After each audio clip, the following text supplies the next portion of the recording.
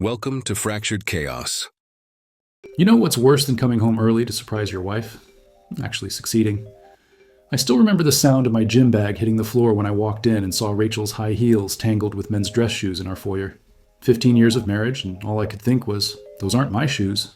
I stood there frozen, listening to her laughing upstairs, a laugh I hadn't heard in years, a laugh reserved for someone else now. But here's the kicker. She wasn't even trying to hide it, because guess what? She'd been planning to tell me that night anyway, over the anniversary dinner I'd spent weeks planning. The dinner where I was going to suggest marriage counseling. The universe has a sick sense of humor sometimes. But you know what they say about the best laid plans? Mine were about to get steamrolled by Hurricane Rachel, and I had no idea that this was just the beginning of the storm, or that my teenage daughter would end up caught in the eye of it. Oh, and that text message I found on Rachel's phone 3 months earlier that she explained away as just work stuff? Turns out it wasn't work stuff at all. It was pillow talk with her CrossFit instructor. So there I was, standing at the bottom of my own staircase, feeling like a stranger in my own home.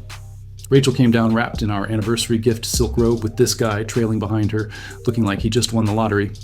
Brad. Of course, his name was Brad. Aaron, she said, cool as ice cream, we need to talk. 15 years, a mortgage, and one daughter summed up in 4 words. We need to talk. I looked at Brad. Tall, tattooed, with that calculated 3-day stubble that probably took more maintenance than Rachel's highlights. Nice to meet you, he said, extending his hand like we were at a networking event. Like I was supposed to shake the hand that had just been God knows where with my wife. I didn't shake it.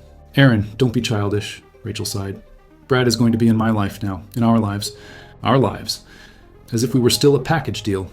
As if I was supposed to accept this guy into some kind of modern, progressive throuple.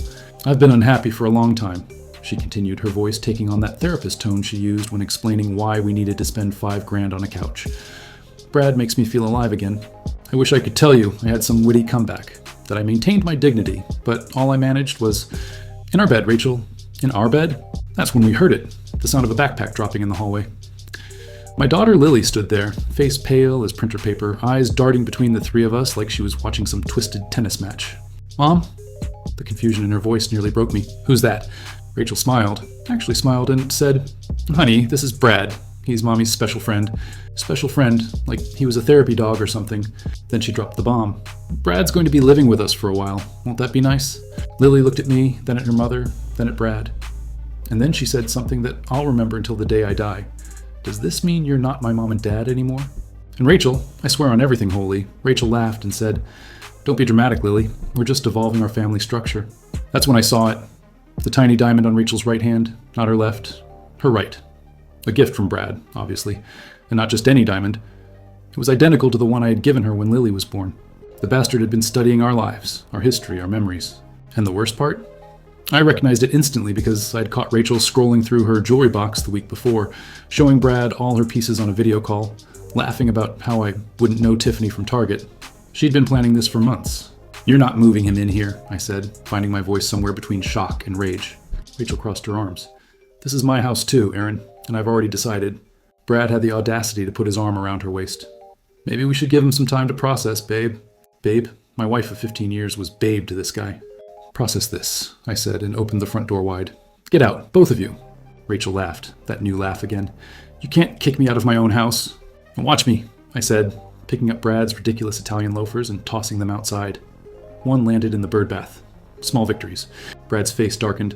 Hey man, those are Ferragamos. Bill me, I shot back. That's when he stepped toward me, chest puffed out like some rooster in human form. You don't want to do this, Aaron.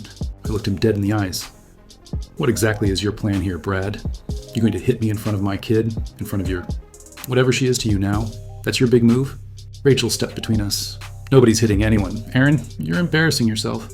Then Lily spoke up again, her voice stronger this time. No, Mom, you're embarrassing yourself. The look Rachel gave our daughter could have curdled milk. Excuse me? You do not speak to me that way. Why not? Lily shot back. You're bringing some random guy into our house and acting like Dad's the problem? Rachel's face went through this fascinating transformation, from surprise to anger to this weird, calculated softness.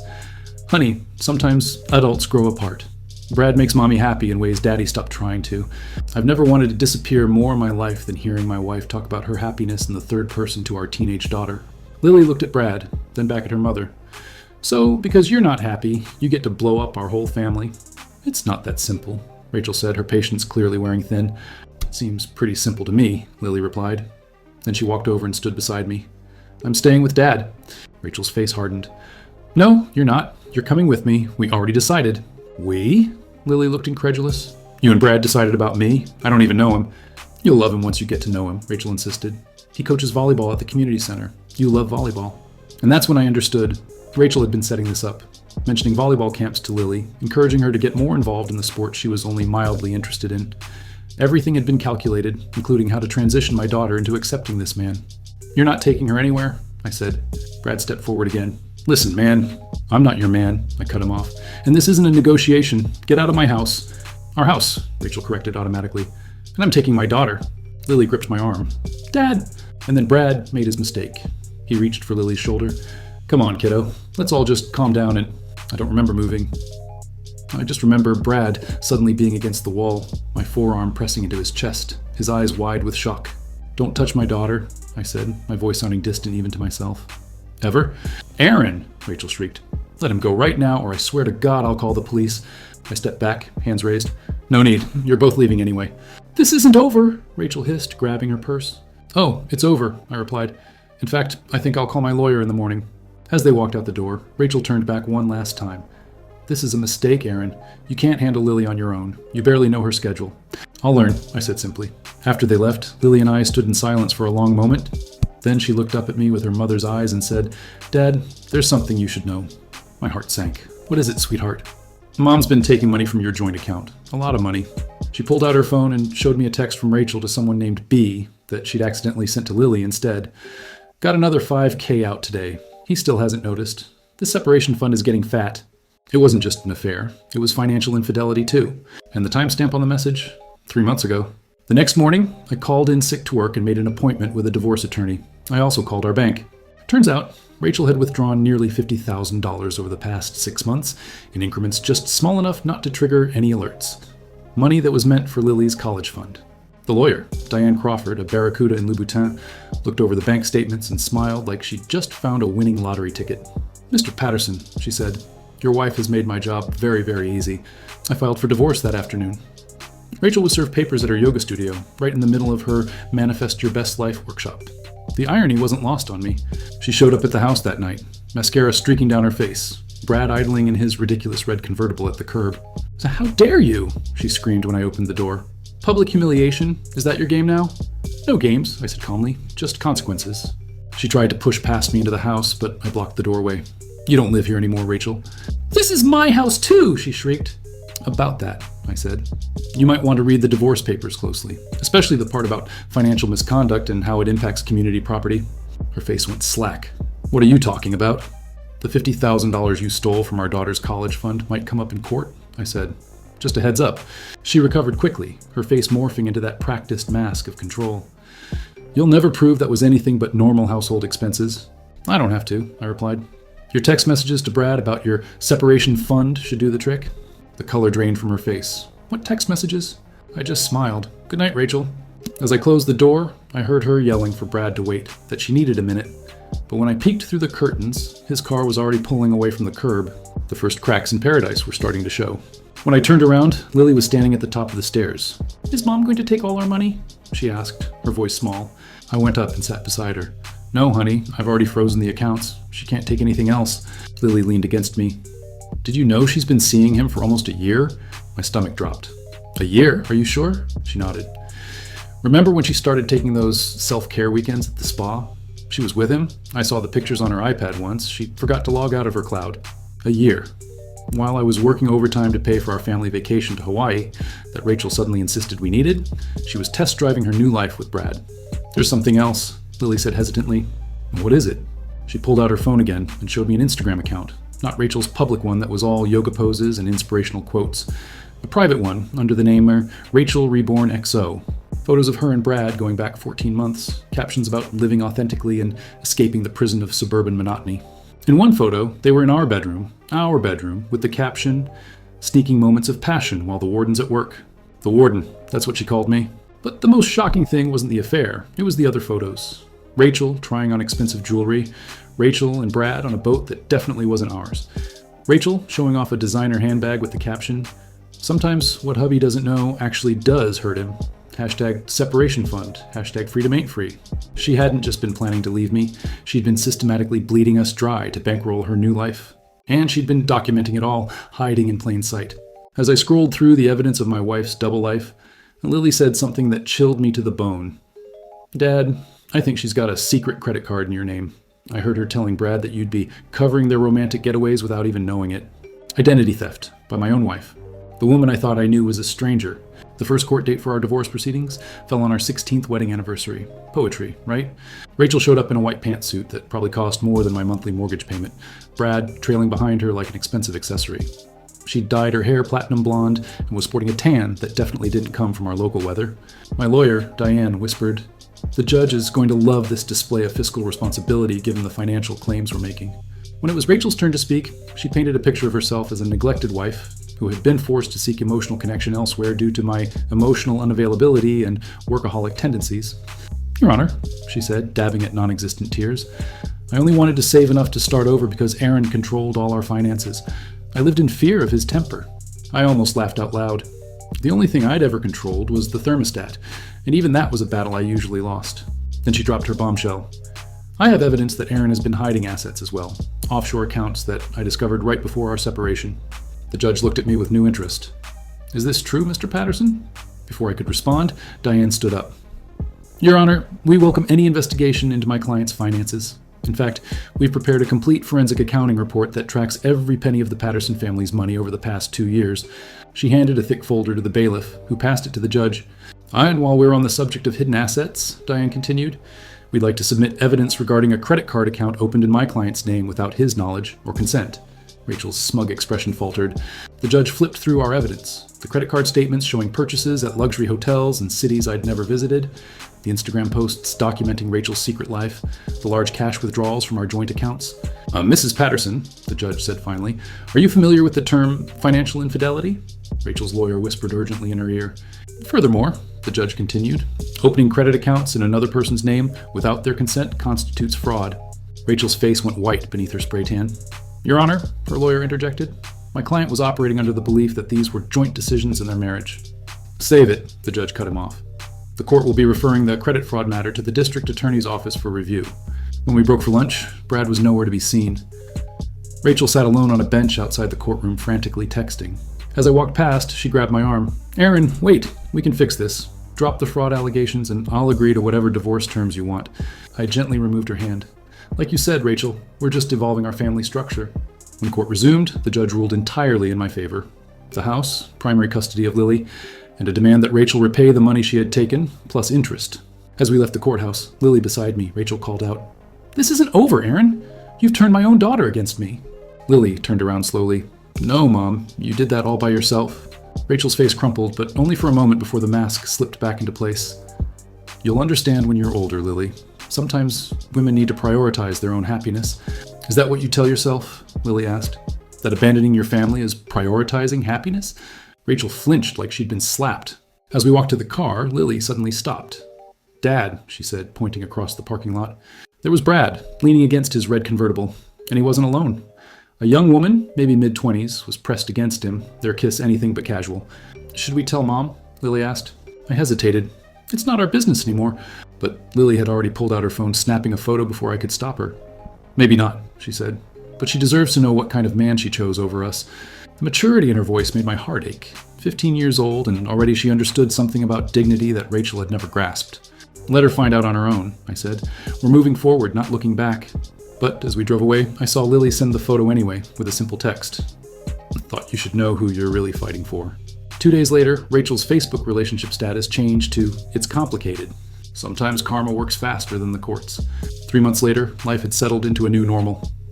Lily and I had repainted the house, gotten a dog, something Rachel had always refused, and were figuring out this father-daughter thing one day at a time. I had just finished making dinner, my lasagna game had improved substantially, when the doorbell rang. Rachel stood on the porch, looking nothing like the confident woman from court. Her roots were showing, her clothes were rumpled, and she wasn't wearing makeup. "Can I come in?" she asked, "just to talk." Against my better judgment, I let her in. She sat at the kitchen counter, our kitchen counter, and looked around with naked longing. "You painted?" "Lily picked the color," I said. Rachel nodded, her eyes landing on everything that had changed. The dog bed in the corner, the new curtains, the absence of her presence. Brad and I broke up, she said finally. I heard. She looked surprised. How? Small town, I shrugged. And you know how Lily's volleyball team loves to gossip. Rachel flinched at the mention of volleyball, the activity she'd tried to use to bond Lily with Brad. He was cheating on me, she said, with multiple women. Imagine that, I replied, unable to keep the edge from my voice. Someone being unfaithful? She had the decency to look ashamed. I made a mistake, Aaron. A huge, terrible mistake. Which one? I asked. The affair? The stealing? The credit fraud? The lying to our daughter? You'll have to be more specific. All of it, she whispered. I destroyed everything good in my life for... What? A fantasy that fell apart in months? I didn't respond. After 16 years together, I knew when Rachel was genuinely remorseful and when she was performing remorse. This was somewhere in between. Where are you staying? I asked finally. With my sister, she said, until I can find a place I can afford. The irony wasn't lost on either of us. All that money she'd squirreled away, gone in a matter of months. What do you want, Rachel? I asked directly. She took a deep breath. I want to come home. Despite everything, there was a tiny, traitorous part of me that remembered the good times. The Rachel who had held my hand through my father's funeral, who had nursed Lily through chicken pox, who had once been my best friend. But that Rachel was gone, had been gone long before Brad entered the picture. That's not possible, I said quietly. We could try again, she pressed. For Lily's sake, for our family. There is no our family anymore, I replied. You made sure of that? Her eyes filled with tears. I still love you, Aaron. Before I could respond, Lily's voice came from the hallway. No, you don't. Rachel whirled around. Lily, I didn't know you were home. Clearly, Lily said, stepping into the kitchen. Because if you did, you wouldn't be trying to manipulate Dad right now. Rachel's expression hardened. This is between your father and me. No, it's not, Lily shot back. You made it about me when you tried to force me to accept your boyfriend, when you lied to me, when you stole my college money. Rachel stood up. I am still your mother, and you will not speak to me that way. Lily didn't back down. A real mother doesn't do what you did. Rachel turned to me, eyes pleading. Are you going to let her talk to me like this? I looked between my ex-wife and my daughter, both strong-willed, both hurt, both certain they were right. You should go, Rachel, I said finally. Fine, she snapped, mask slipping completely now. But this isn't over. I'm still her mother. I have rights. As she stormed toward the door, she turned back one last time. You'll regret this, Aaron. Both of you. After she left, Lily and I stood in silence. Do you think she'll try to get custody? Lily asked, her voice small. I put my arm around her shoulders. Let her try. What I didn't tell Lily was the text I'd received from Rachel's sister the day before. Be careful. She's talking about fighting for custody. Says she has evidence you're unstable and abusive. I don't believe it, but I thought you should know. Rachel wasn't just hurt. She was desperate. And desperate people do desperate things. I called Diane that night. Document everything, she advised. Every interaction, every text, every call. And make sure Lily does the same. She wouldn't really try to take Lily, would she? I asked. After everything? Diane's silence was answer enough. 2 days later, I was served with papers. Rachel was suing for full custody, claiming I had a violent temper and had been emotionally abusive throughout our marriage. The evidence? Doctored text messages and a medical report showing bruises that Rachel claimed I had inflicted. Bruises that, according to the date, appeared 3 weeks after she had moved out. She wasn't just lying, she was framing me. But Rachel had forgotten one crucial detail. Technology leaves, breadcrumbs. And Lily, it turned out, had been saving receipts for months. The family court was packed for our custody hearing.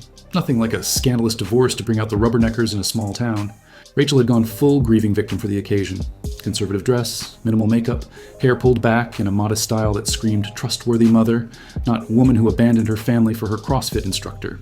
Her new lawyer, not the one from our divorce proceedings, painted a harrowing picture of me as a controlling husband who had isolated Rachel and turned Lily against her after she finally found the courage to leave.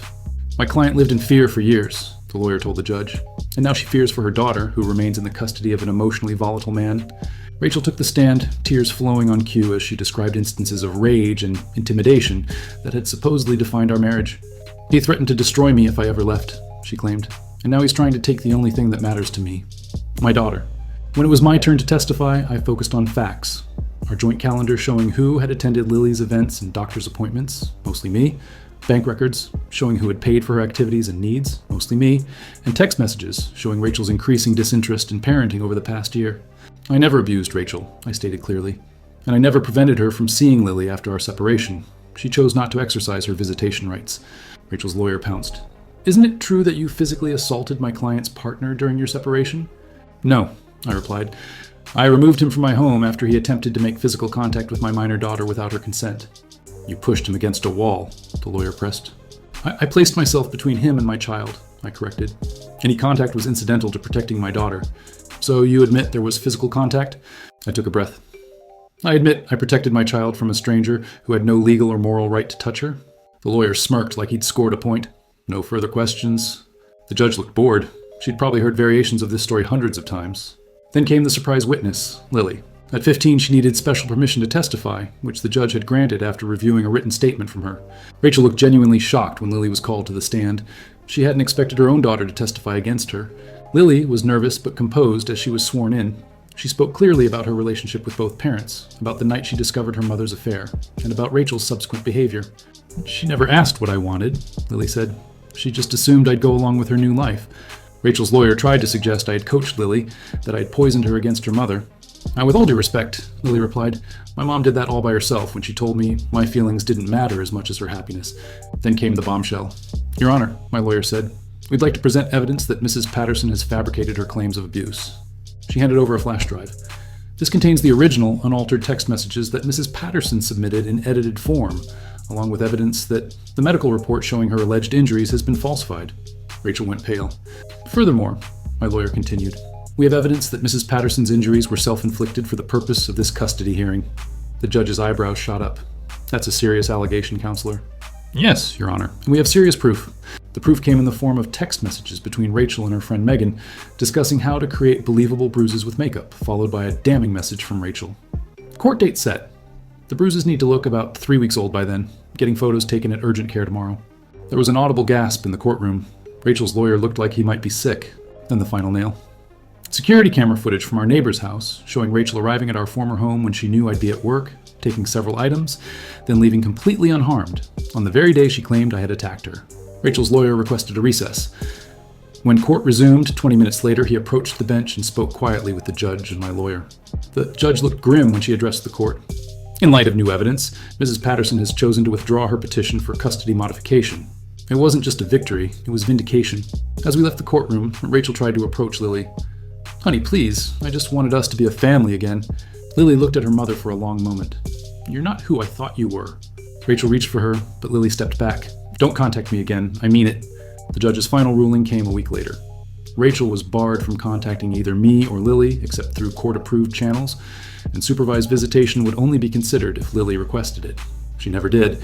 That was 2 years ago now. Lily's starting her senior year of high school, applying to colleges with money from the settlement Rachel finally paid after the judge threatened her with jail time for contempt. I heard Rachel move to Arizona with some life coach she met at a wellness retreat. Good for her, sincerely. Some people ask if I've forgiven her. That's a complicated question. I've let go of the anger, mostly for my own sake, but forgiveness, I'm not sure that's mine to give. The person Rachel hurt most wasn't me, it was Lily. As for me, I'm dating again, slowly, cautiously. Her name is Tanya. She's a pediatric nurse, and she makes me laugh in a way I'd forgotten was possible. Lily likes her, which matters more than anything else. The other day, I was cleaning out the garage and found a box of old photos, Rachel and me in happier times. Young, in love, unaware of what was coming. I thought about throwing them away, but Lily caught me staring at them. Keep them, she said. They're still part of our story.